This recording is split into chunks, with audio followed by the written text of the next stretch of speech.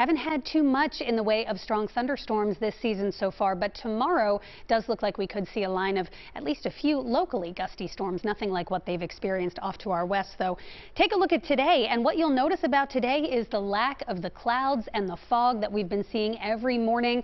Not seeing it out there today, and it is just an absolutely beautiful sunrise. Look at Plymouth Meeting. Gorgeous colors in the sky as we await the arrival of the sun, which is only in about 20 minutes or so now.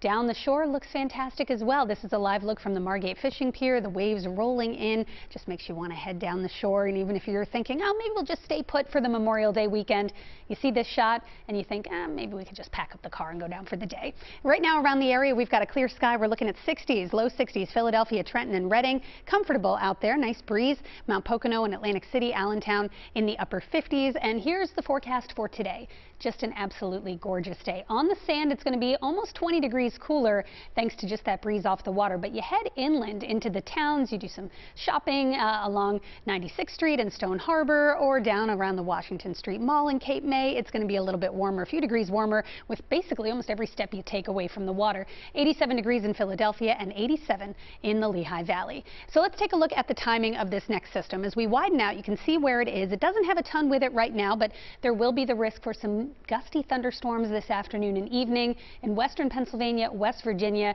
and Kentucky, and eventually that threat gets here. I've shifted to a different high-resolution model for tonight into tomorrow because I kind of like what this is showing a little bit better. What we're going to see is the chance for a few scattered storms this evening or tonight off to the north and west. This may look a little bit overdone, but I do think there will be a few spotty storms far north and west, and tomorrow morning at this time we will likely have at least a few spotty showers and storms on the radar picture, 6:37, 8 a.m.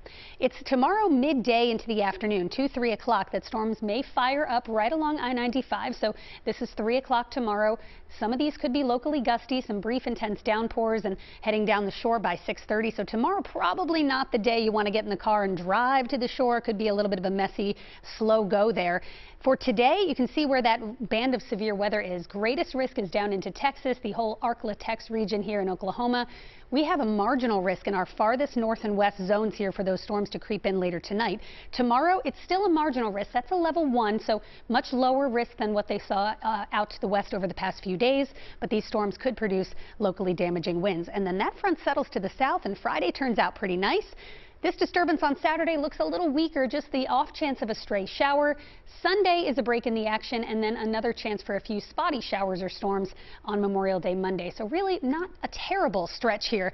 Clouds and some sun down the shore Saturday with a shower. Sunday looks nice. Monday, Memorial Day, a better chance for scattered storms, and that's the case in the city as well. You can see it's kind of an every other day thing. Thursday, Saturday, and Monday, a stray shower or thunderstorm.